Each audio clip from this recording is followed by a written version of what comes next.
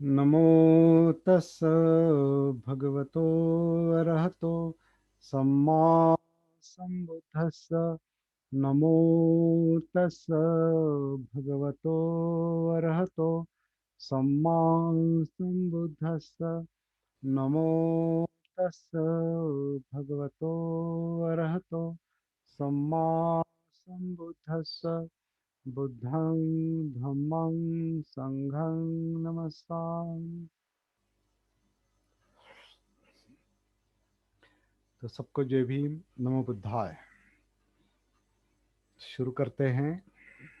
आज का हमारा 33वां सेशन है। और वैसे कहने के लिए बहुत बातें बहुत बड़ी बहुत बातें रहती है, लेकिन उनमें थोड़ा चयन करके कुछ बातों पर चर्चा करना जरूरी होता है।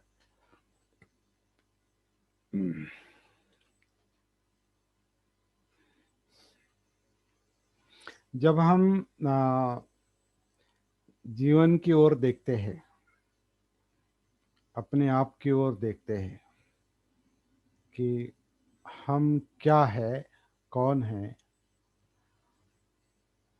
जब हम अपनी ओर देखते हैं तो क्या क्या कह सकते हैं अपने बारे में। हम क्या है, हम कौन है। हमारा अस्तित्व जो है, जो अभी हम यहाँ बैठे हैं, इसके बारे में जब हम बताएंगे तो हम क्या बता सकते हैं अपने बारे में। ज़्यादा बिना परिचय वगैरह बताते हुए शॉर्ट में क्या बता सकते हैं। तो ये सवाल मेरे मन में इसलिए आया अभी कि कल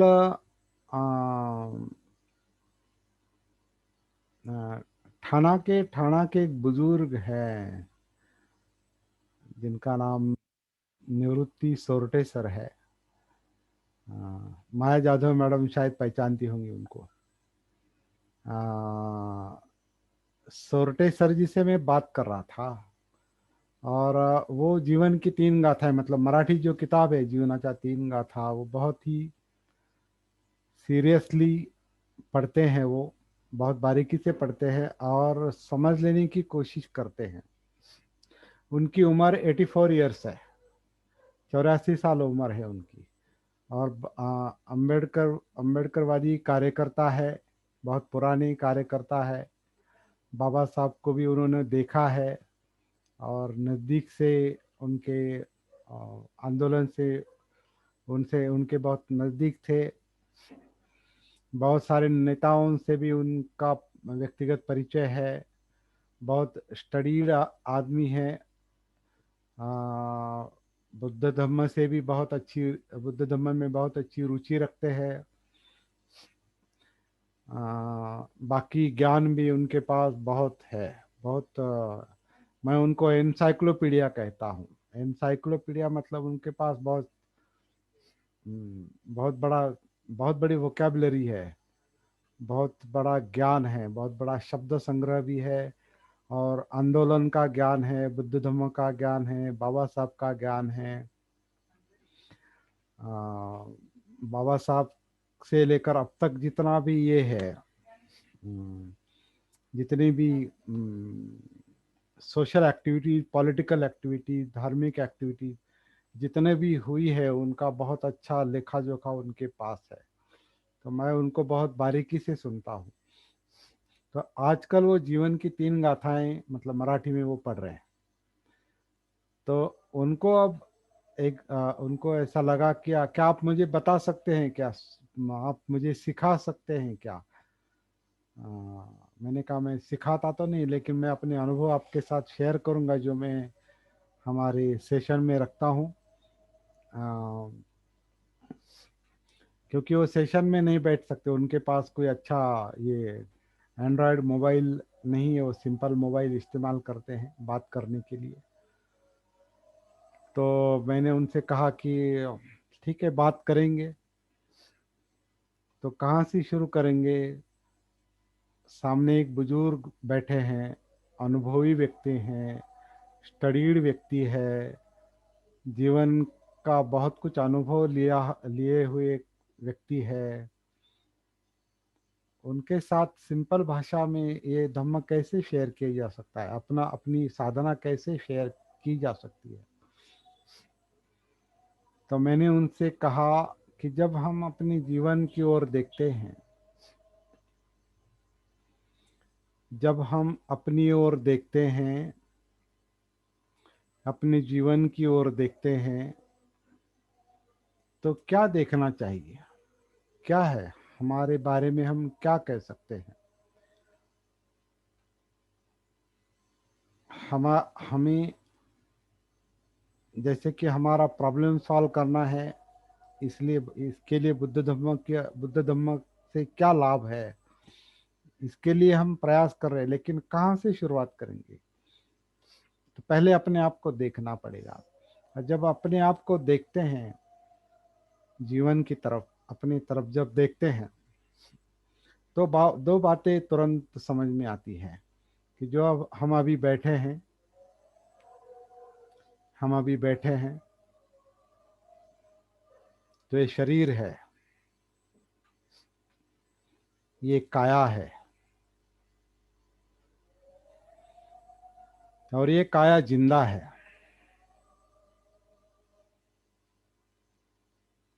ये शरीर है और ये काया जिंदा है, क्योंकि इसमें कुछ ना कुछ चल रहा है,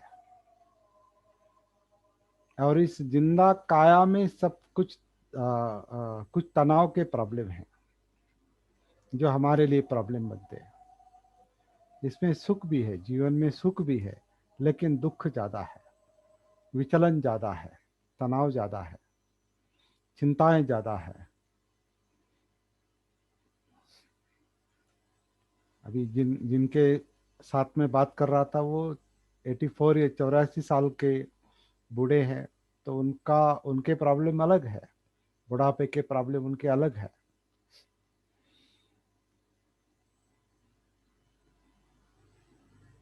तो ये काया है, ये काया जिंदा है। जिंदा है मतलब क्या है, क्या क्या महसूस होता है, जिंदा कैसे कह सकते हैं, कैसे हम बता सकते हैं कि ये हमारी, या हम जिंदा है, हमारी काया जिंदा है। कैसे कह सकते हैं, कैसे बता सकते हैं हमारी काया जिंदा है। तो ये फील होती है, ये काया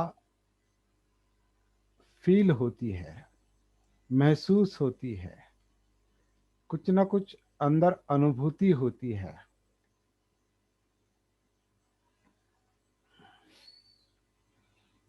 और उस अनुभूति को, अनुभूति का अनुभव करना है।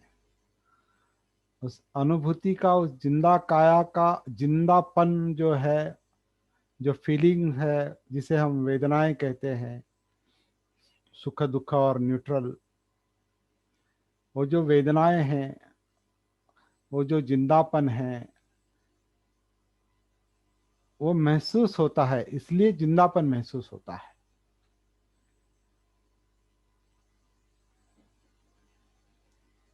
और उस जिंदापन में, मतलब जीवन में ये समस्याएं हैं, जिसके बारे में हम अभी बहुत दिनों से चर्चा कर रहे हैं, कई सारे सेशंस में हम चर्चा कर रहे हैं, और भी आगे चर्चा करेंगे। जब तक प्रॉब्लम सॉल्व नहीं होती, तब तक हम चर्चा करेंगे, साधना करेंगे, चर्चा करेंगे, साधना करेंगे, धम्म चर्चा प्रैक्टिस, धम्म चर्चा प्रैक्टिस, इस तरह का हमारा काम चलेगा। तो इस काया में जो जिंदापन, वेदनाएं हैं, फिर वेदनाओं का कारण चित्त है, और थिंकिंग प्रोसेस है, ये जो सब कुछ चल रहा है, इंद्रिया महसूस कर रही है सामने जो कुछ है, आंखें देख रही है, कान सुन रहा है, सुन रहे हैं, नाक सूंघ रहा है, जीभ चख रही है, त्वचा स्पर्श कर रही है। तो इंद्रियों का काम चल रहा है, मनोधम्म का काम चल रहा है, विचार प्रक्रियाएं चल रही है, चित्त है जो विचलन है, चित्त यानी चाहिए नहीं चाहिए का द्वंद्व है, और ये सब वेदना फील हो रही है, ये सब जिंदापन है। जिसे हम लाइफ कहते हैं, लाइफ, जिंदापन, वो ये सब इसमें आता है। फीलिंग, वेदनाओं, वेदनाओं के कारण सब महसूस होता है। तो वेदनाएं अनुभव करने का जरिया है, माध्यम है। फीलिंग, क्या फील होता है, क्या महसूस होता है।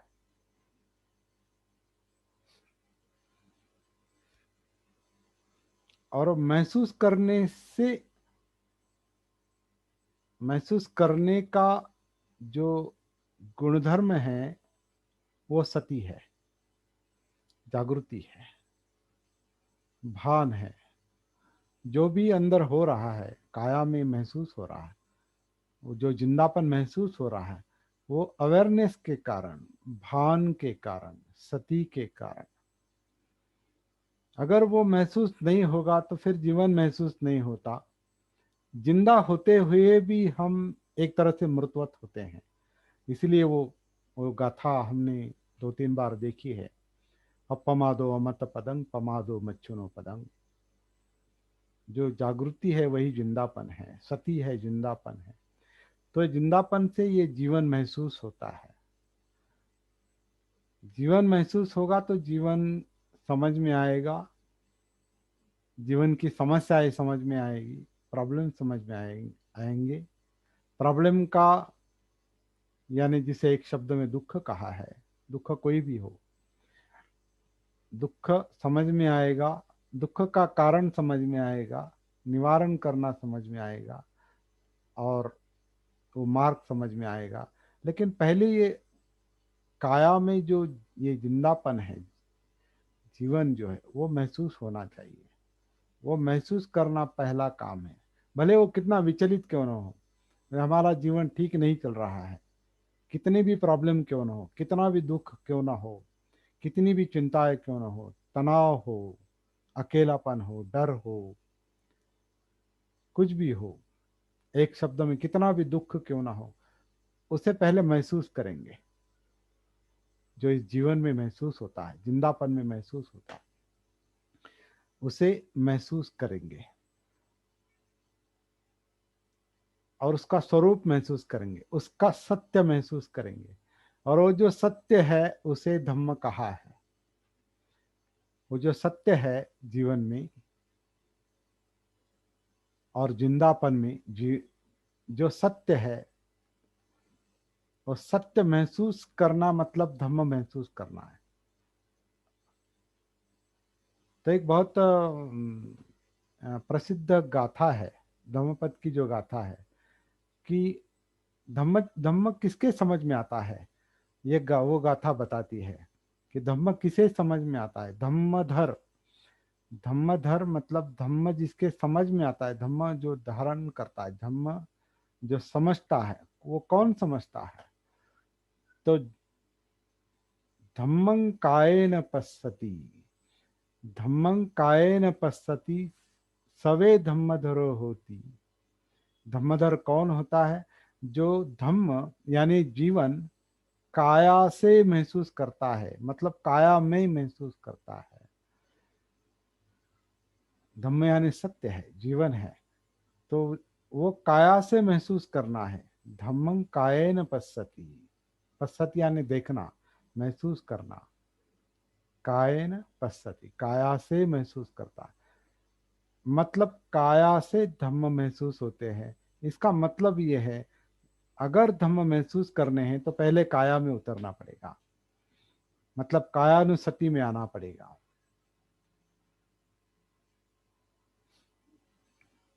तो बहुत सिंपल बात है, वैसे समझने के लिए बहुत सिंपल बात है।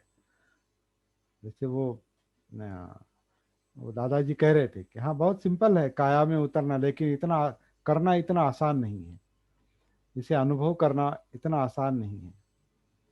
क्यों आसान नहीं है? क्योंकि मन जो है, चित्त जो है, वो सैकड़ों हजारों बातों में व्यस्त है। जिसे प्रपंच कहा है, प्रपंच, प्रपंच यानी मन में जो कुछ गुत्थी है, जो कुछ विचार है, सैकड़ों हजारों लाखों विचार है, इंद्रिय जन्य विचार है, मेमोरी के विचार है, भविष्य के विचार है, भवितव्य के विचार है, उसको लेकर के चिंताएं हैं, डर है, असुरक्षा है, जो कुछ भी है, आनंद भी है, सुख भी है, कई सारे विषय हैं। और जो मन में जो चलता है उसे प्रपंच कहा है, प्रपंच। उस प्रपंच में मन व्यस्त रहता है।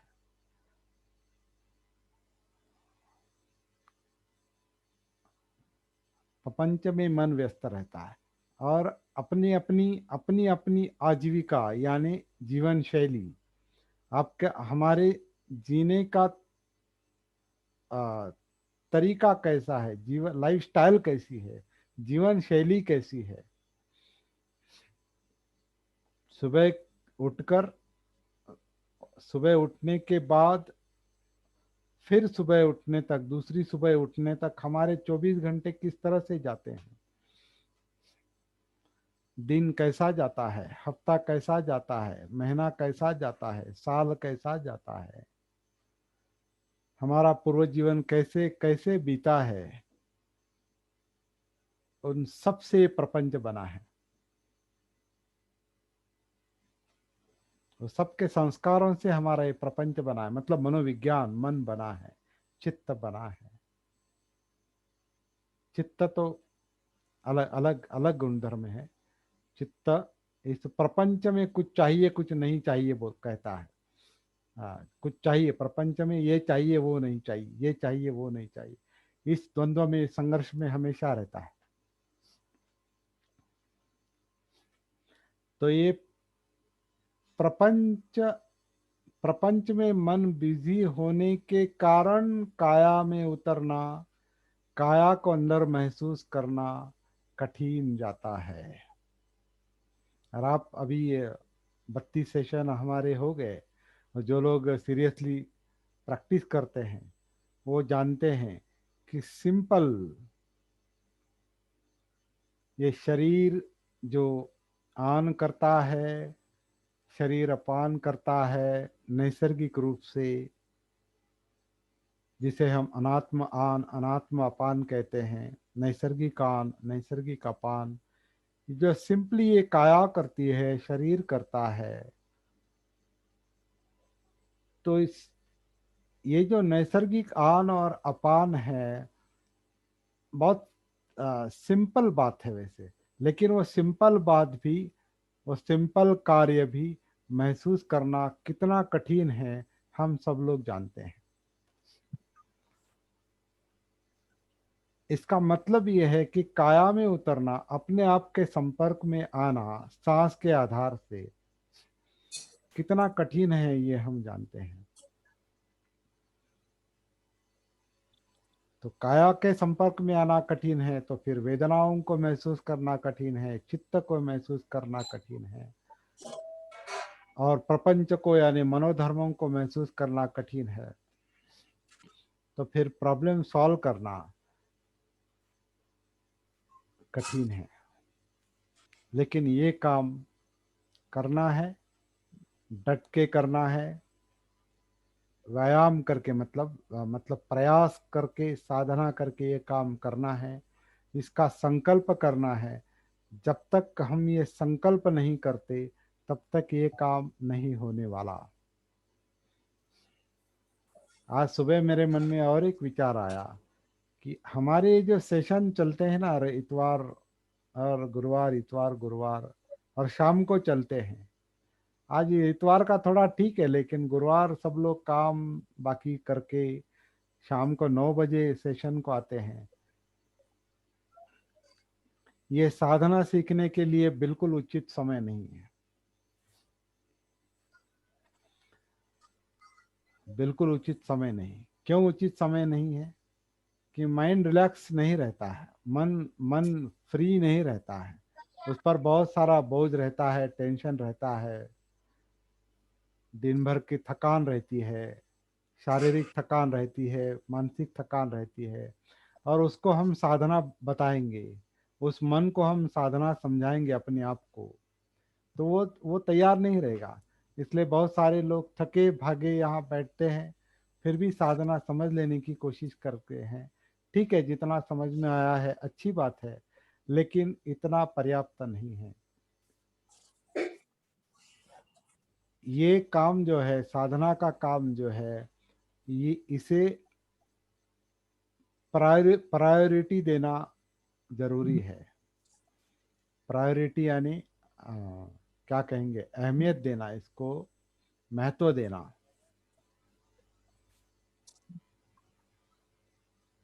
क्योंकि साधना को महत्व देना मतलब क्या है? अपने आप को महत्व देना है। हमें जो मन को स्थिरता चाहिए, शांति चाहिए, एकाग्रता चाहिए, अच्छी नींद चाहिए, तनाव मुक्त अवस्था चाहिए, दुख मुक्त अवस्था चाहिए, तो फिर वो तो मुख्य काम है जीवन का। उसी के लिए सारी भागदौड़ चलती है, उस शांति के लिए और संतुष्टि के लिए और अच्छा, मतलब कल्याण होने के लिए, मतलब हित होने के लिए। मन दुख से, यातनाओं से मुक्त चाहिए, तनाव से मुक्त चाहिए। इसी के लिए तो सब कुछ चल रहा है।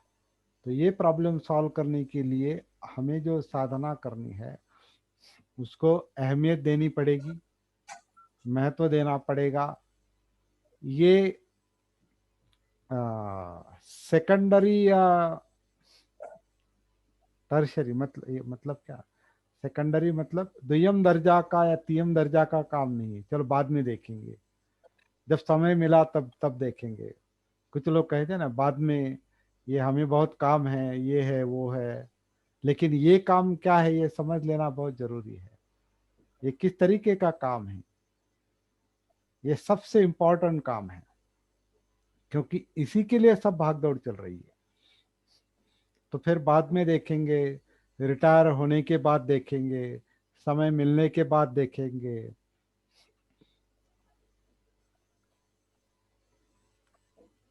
मूड आया तो देखेंगे। तो फिर हमारा प्रॉब्लम वैसा का वैसा रहेगा। इसे, ये बात आ, समझ लेनी चाहिए।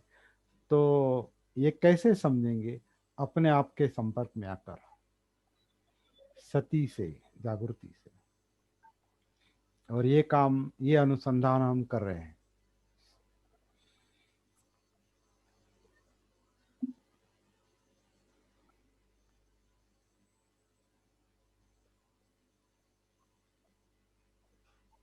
तो हमारी काया, शरीर आन करता है, अपान करता है, जिंदा काया है, जीवंत काया है, ये अनापान करती है नेचुरली, नैसर्गिक रूप से।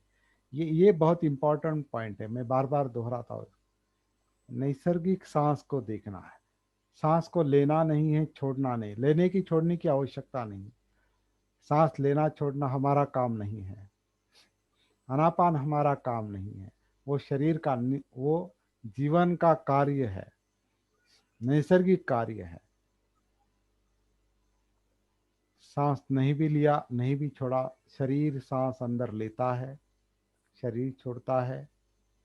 अनात्मा आन, अनात्मा अपान। अनात्मा यानी नॉट सेल्फ, मैं नहीं।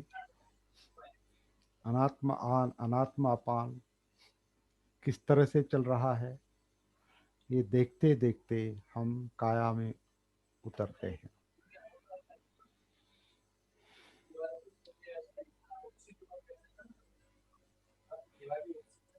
आनापान सती सूत्र के आधार से हम ये काम देखने की कोशिश कर रहे हैं। अभी कभी कभी मुझे ऐसा लगता है कि अभी ज़्यादा बातें बताने की आवश्यकता भी नहीं। हर रोज मतलब हर सेशन में आप क्या कर रहे हैं? अभी तो मेरे ख्याल से जितने भी लोग यहाँ आकर बैठते हैं, यहाँ मतलब अपने अपने घर में बैठते हैं, सेशन अटेंड करते हैं, ऐसे जो 10-15 लोग हैं, वो सिंसियरली प्रैक्टिस करते हैं। मैं जानता हूँ। तो वो हम लोग क्या कर रहे हैं? इस पर चर्चा होनी चाहिए, वरना वही सांस, वही काया, वही वेदना, वही चित्त, वही मनोधर्म।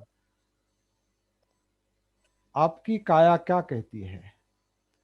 आपकी काया में, जिंदा काया में जो वेदनाएं हैं वो क्या बता रही है? आपका चित्त क्या कह रहा है, क्या बता रहा है? कैसे कैसे आपको महसूस हो रहा है?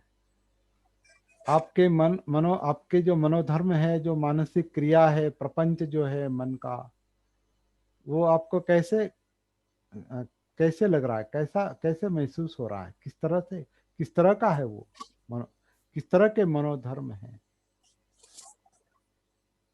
आपका? आपका जो आपका आपका आपकी जो लाइफस्टाइल है, आपकी जो आजीविका है, जीवन जीने का जो तरीका है, वो कैसे कैसे चल रहा है, जीवन शैली कैसे, इस पर चर्चा होना अभी बहुत जरूरी है।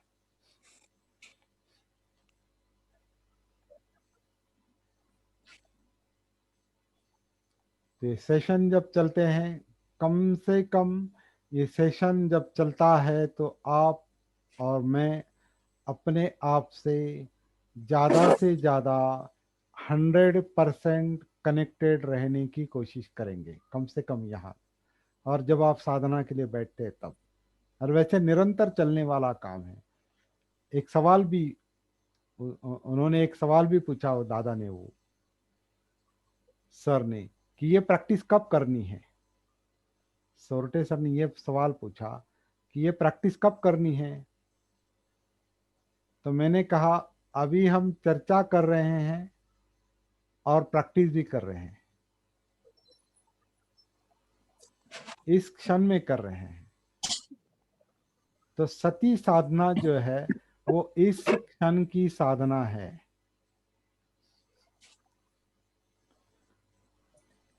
इट इज कंटिन्यूअस प्रोसेस, निरंतर चलने वाला काम है। ये सुबह का, शाम का, बीच का, सोते वक्त ऐसा काम नहीं।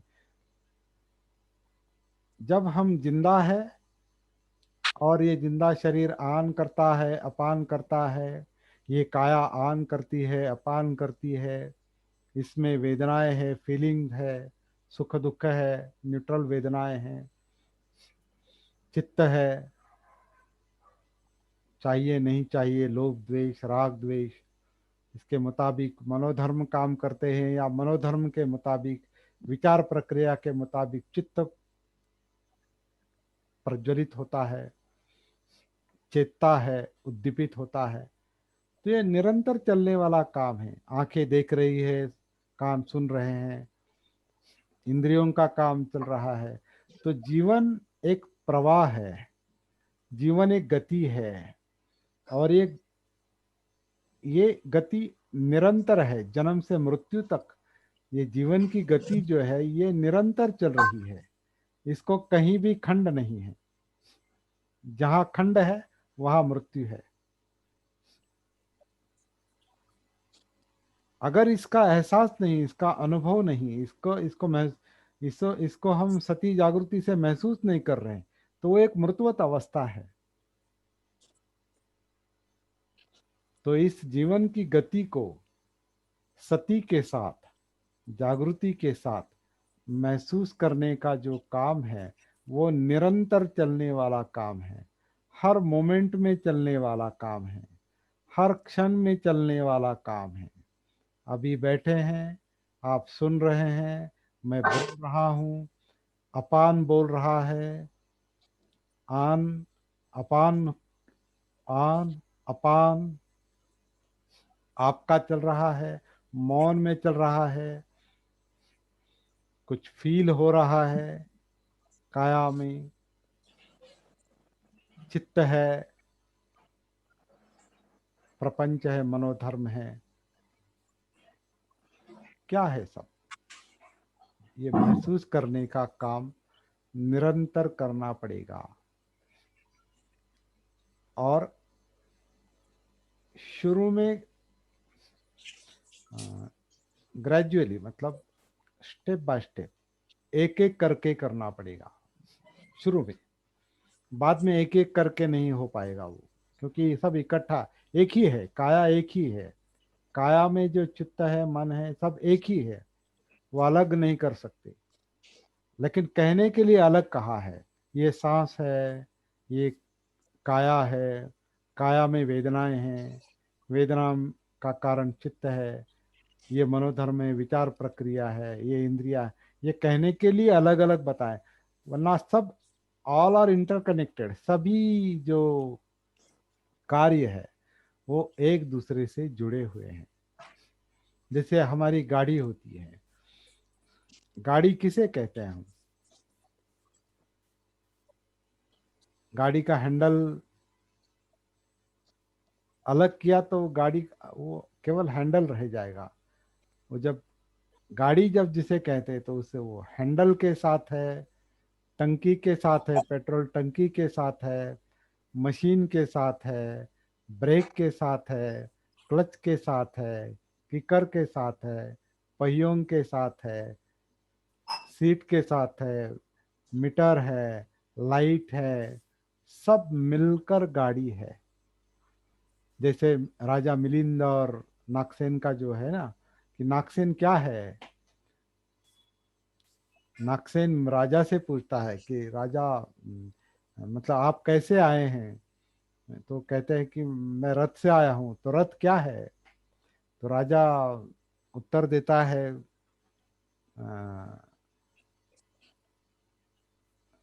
राजा राजा को नागसेन पूछते हैं कि आप जिस रथ से आए हैं तो वो रथ क्या है?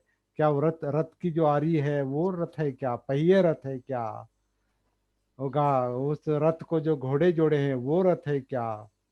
उसको जो जो रस्सी है, लगाम है, वो रथ है क्या? रथ जिससे बांधा है, जो जो कुछ उसको जोड़ दिया है, वो जो पुर्जे हैं वो रथ है क्या? रथ क्या है? तो राजा कहता है कि नहीं, सब मिलकर रथ बनता है। रथ नाम की कोई चीज नहीं है, सब मिलकर रथ बनता है। इसी तरह वो नागसेन कहते हैं कि नागसेन भी कुछ नहीं। नागसेन के जो अवयव है, शरीर और चित्त मन, इनके जो जो कुछ ये अवयव है, जो कुछ काम है, वह सब मिलकर नागसेन है। इसी तरह हमारा शरीर जो है, ये काया जो है, वो सब सबसे मिली हुई है। सबका इकट्ठा इकट एकत्रित एक्टिविटीज है। जैसे हमने कहा है कि 11 तरह की एक्टिविटीज है, ये सब एक्टिविटीज मतलब ये जीवन है, ये जीवंत काया है। तो सुविधा के लिए एक एक करके इसे महसूस करना पड़ता है। पहले सांस, फिर काया, फिर वेदना, चित्त, मनोधर्म। आप अपने स्तर पर रोज जब साधना करते हैं, रोज मतलब हर क्षण में, जब भी आप साधना करते हैं तो इसी तरह से करने की कोशिश करेंगे। मैं भी इसी तरह से करता हूँ, यही बात मैं आपसे शेयर करता हूँ। इसके इसके लिए कोई टाइम लिमिट नहीं है, न टाइम लिमिट रखना चाहिए। हाँ, आपको बाकी काम करने पड़ते इसलिए आपको थोड़ा समय अलग निकालना पड़ेगा, वो अलग बात है। लेकिन बाद में उसी समय वो साधना करेंगे ऐसा नहीं। आप जब भी आप ड्राइव कर रहे हैं, सती में रहेंगे, जागरूक रहेंगे। ऑफिस में काम कर रहे हैं, जागरूक रहेंगे। घर में हैं, जागरूक रहेंगे। किसी के साथ बात कर रहे हैं, जागरूक रहेंगे। ये शरीर यानी हम जब समझो कहीं पर मार्केट में जाते हैं, हम मार्केट वहाँ जागरूक रहेंगे। हर एक्टिविटी जो है वो जागृति के साथ चलनी चलेगी। यहाँ तक हमारी प्रैक्टिस पहुँचनी चाहिए। इसका मतलब जीवन के प्रति हमें जागरूक होना चाहिए, होना पड़ेगा। तभी जीवन की जो समस्या है वो हम सॉर्ट आउट कर पाएंगे, वो सुलझा पाएंगे। ये हमारा मुख्य काम है। तो आज सुबह इस तरह से कुछ चर्चा हुई, और यही धम्म का अनुभव करने का और धम्म शेयर करने का तरीका है। जो बुद्ध के काल से चलता आया है। धम्म एक यानी सती साधना, धम्म एक लाइव एक्टिविटी है, लाइव जिंदा कार्य है, जीवंत कार्य है वो, इसलिए वो प्रवाह की तरह है, गति की तरह है।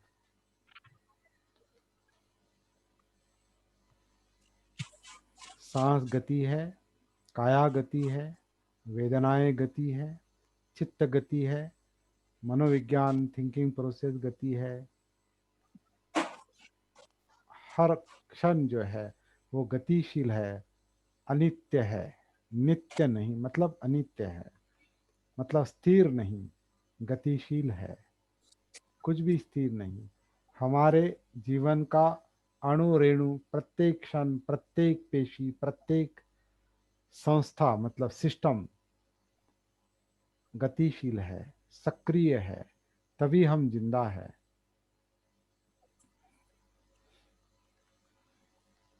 वो सब एक एक करके महसूस करने का प्रयास करना है। सम्मा व्यायाम, सम्यक व्यायाम, प्रयास करना है उचित तरीके से, ठीक तरीके से।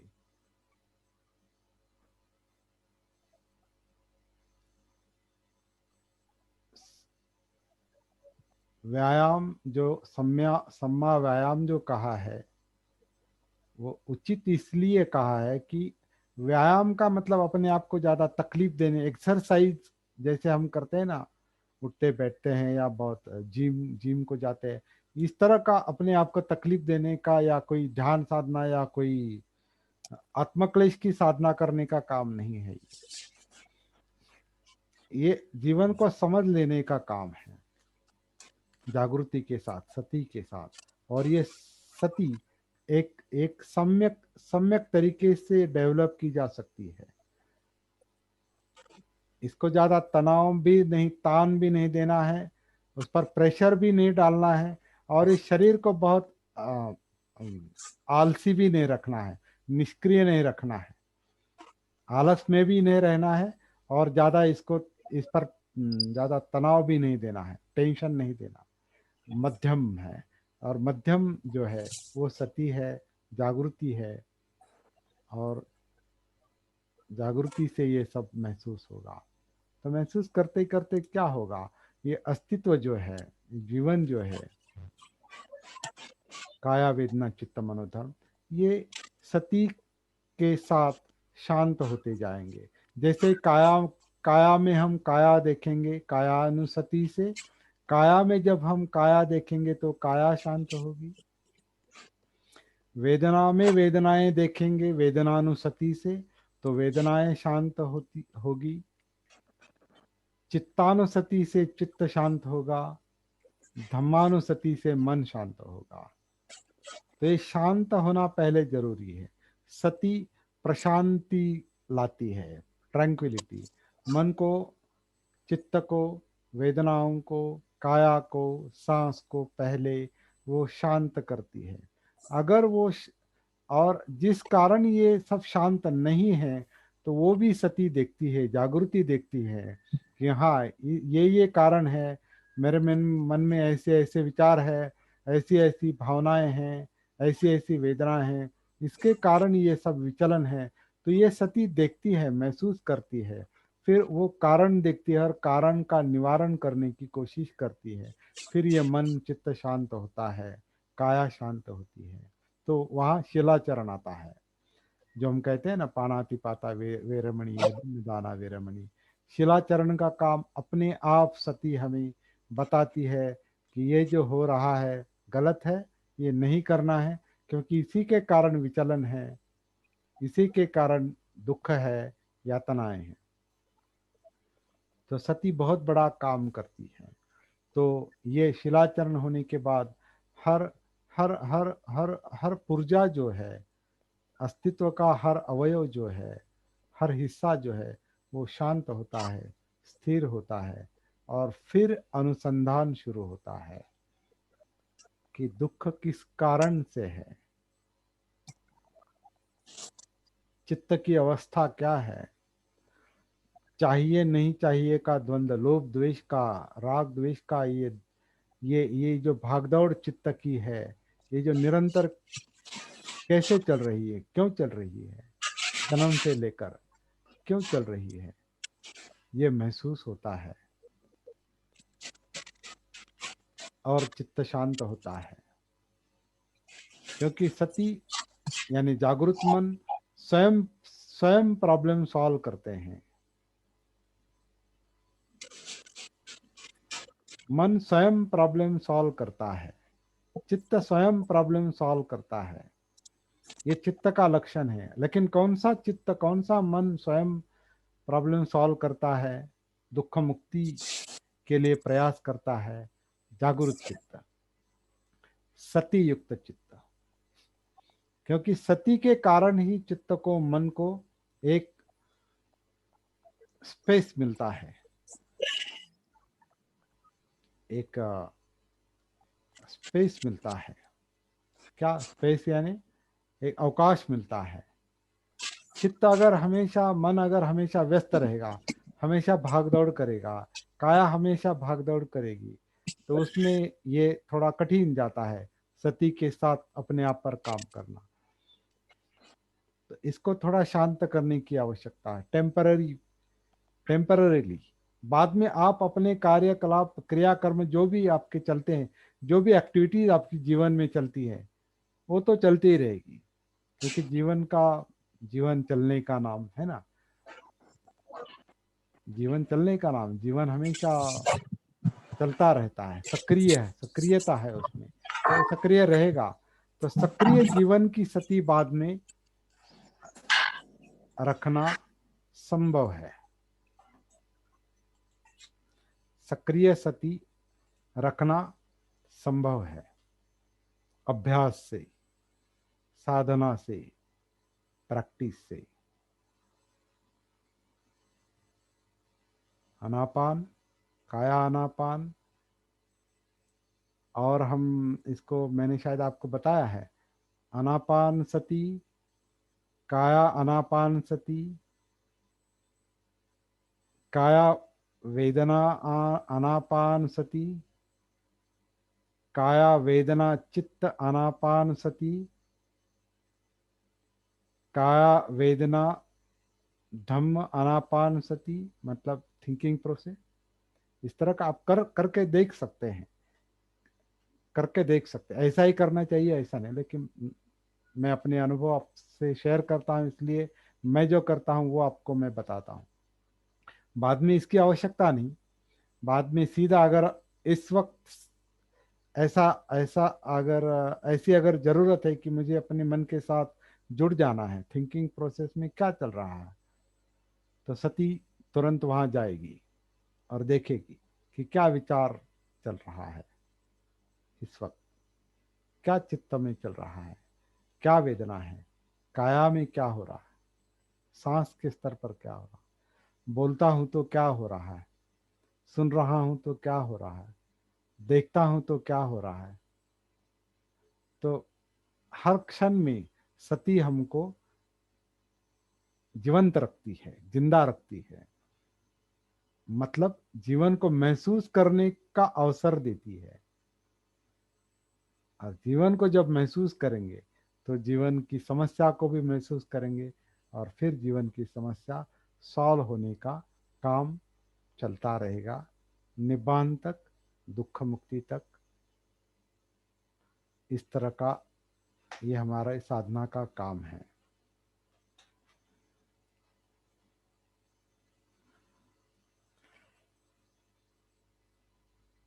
8:54 हुए हैं। कुछ बात करनी है तो कर सकते हैं। जिनको बोलना है वो अपना माइक ओपन करेंगे और बात करेंगे। हम्म।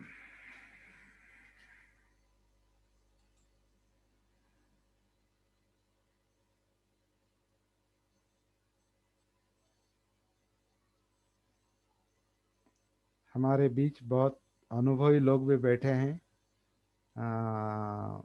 अनिल गायकवाड़ है, हरिदास बेलेकर सर है, कसबेज जी है, रंजीत सिंह जी है, और श्रवण श्रवण चित्त है दिल्ली के, और सुनंदा सालवे, सुनील कामले, योगेश सर, माया जाधव, कल्याण।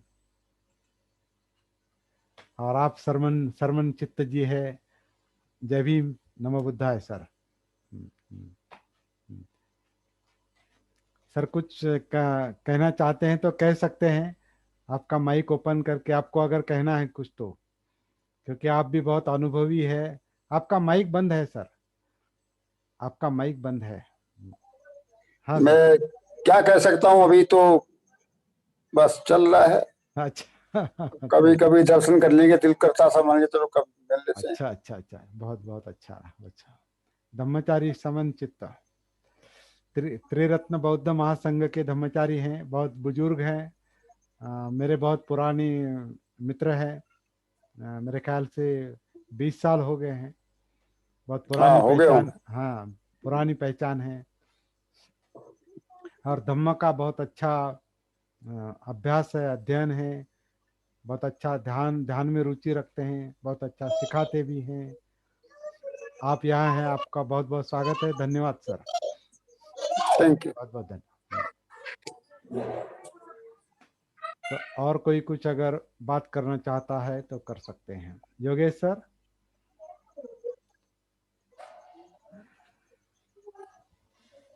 सर मुझे सुनना अच्छा लग रहा है आजकल। अच्छा जो अच्छा, वो तो बहुत अच्छी बात है, सुनना भी अच्छा है, अनुभव अब करना। हाँ। एक बार और सुनूंगा, उसके बाद क्वेश्चन दिमाग में आएंगे। अच्छा अच्छा, एक बार मतलब 33वां सेशन है ये। हाँ जी हाँ जी, नहीं नहीं, इस सेशन को नहीं, एक बार आप तो और। हर बार बोलते ही है, वैसे जी हर जी बार जी आप कुछ ना कुछ पूछते हैं, बहुत अच्छा है। जी। योगेश सर, श्रवण चित्त जी, योगेश सर राजेश जी के क्ला ऑफिस में हैं, और हाँ, राजेश जी के मित्र है वो। हाँ। अच्छा, सरवनजीत जी दिल्ली से हैं क्या? दिल्ली से, मतलब राजेश जी के हाँ, बहुत, जी हाँ। राजेश के बहुत क्लोज है, बहुत राजेश जी जी के। जी। हम्म, आ, हम्म, बहुत उन्होंने मेरे को कल्याण मित्र बनाया। अच्छा, राजेश सर ने। हाँ, अच्छा। अच्छा अच्छा अच्छा अच्छा।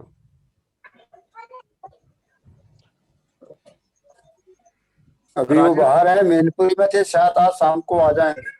राजेश सर और मैं एक ही डिपार्टमेंट में है सर, एक ही ऑफिस में है। अच्छा अच्छा। जी तो जी जी दर्शन नहीं हो रहे आपका? जी जी। तो 8:58 हो गए हैं। मुझे लगता है अभी 2 मिनट में अगर कोई कुछ कहना चाहता है तो कह सकता है, कह सकते हैं, वरना हम यहाँ पर रुकेंगे।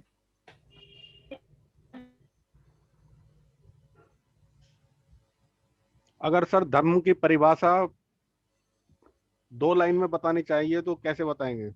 धर्म धम्म को धर्म को धम्म परिभाषित करना। हाँ, तो यही दिक्कत है सर। जी। सागर को आप कैसे बताएंगे, सागर को? धम्मक सागर, धम्मक धम्म को सागर की उपमा दी है, कई सारी अच्छा। उपमाएं दी है। जी जी जी। धम्म गति है, धम्म धम्म गूढ़ है। ये गूढ़ इसलिए है क्योंकि सती ना होने के कारण महसूस नहीं हो। धम्म यानी अस्तित्व है, जीवन है। धम्म यानी सत्य है। तो सत्य उसी को महसूस होता है जो उसे जानने की कोशिश करता है, जो उसे महसूस करने की कोशिश करता है। तो धम्म इज एवरीथिंग। जो हमारा मन चित्त जो जो महसूस करता है वो धम्म है, और जागृति से महसूस करता है तो वहां का सत्य महसूस होता है। जैसे कि अभी दुख का कारण तृष्णा बताया है। तन्हा, तृष्णा। तृष्णा मतलब क्या? तृष्णा मतलब हमेशा कुछ न कुछ चाहिए और नहीं चाहिए कि चित्त की प्रवृत्ति, वो तृष्णा है। राग और द्वेष, लोभ और द्वेष। लेकिन ये लोभ और द्वेष कहाँ है? ये सत्य कहाँ छिपा है? वो चित्त में है। फिर चित्त के साथ संपर्क है क्या, जो काया में है उसके साथ संपर्क है क्या?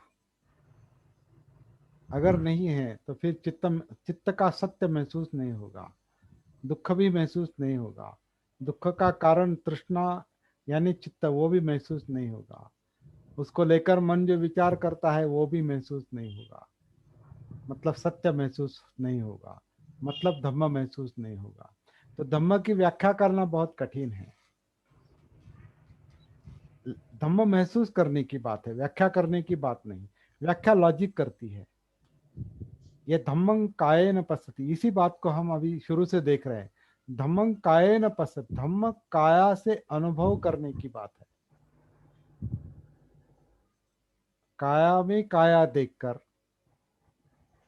काया में जो वेदनाएं हैं वेदनाओं में वेदनाएं देखकर मत महसूस करके सती के साथ चित्त में उतरकर चित्त में चित्त देखकर उसे महसूस करके मन में उतर के मतलब विचार प्रक्रिया में प्रपंच को देखते देखते ये सारा सारा जो महसूस होता है वो सारा धम्म है।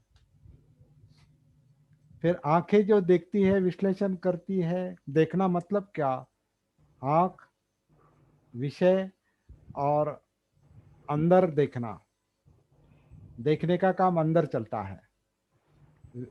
जैसे कैमरा कैमरा जो है कैमरा कैमरा जिसका फोटो लेता है वो विषय बाहर रहता है, और वो क्लिक जो होता है लेंस में,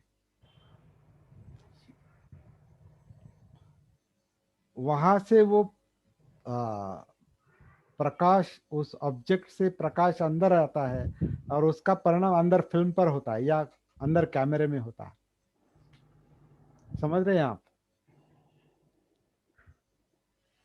आप समझ रहे हैं? कैमरे कैमरे का एक ये उपमा बहुत अच्छी है। जी जी जी। हाँ, वो ऐसा ओपन होता है ना, ओपन होती क्या, ओपन होके वो फोटो ले, वो वस्तु जो है उस वहाँ उसके प्रकाश किरण अंदर जाते हैं, और पीछे जो मराठी में बाहुली कहते हैं आप, पीछे जो पटल। रेटिना है, रेटिना क्या जो पर्दा है पीछे का, जी। रेटिना कहते हैं, उस पर उसकी इमेज पड़ती है और वो ब्रेन को महसूस होती है।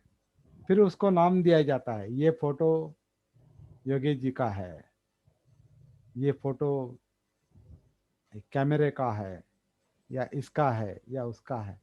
तो ब्रेन में उसका नाम नाम दिया जाता है, नाम संज्ञा। तो इस तरह से वो काम करता है। लेकिन ये सब जो सत्य है, ये सत्य कब महसूस होता है, जब हम उसके साथ उस प्रोसेस के साथ कनेक्ट हो जाते हैं।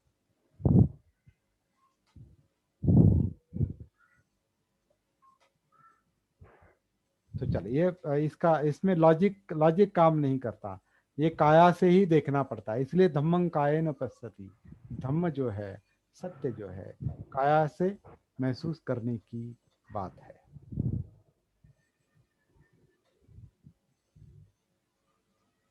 तो मेरे ख्याल से 9:04 हो गए हैं, रुकेंगे यहाँ पर या और कुछ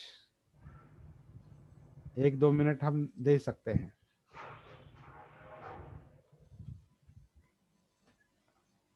वरना रुकते हैं। सबको जय भीम, नमो बुद्धाय। जय भीम।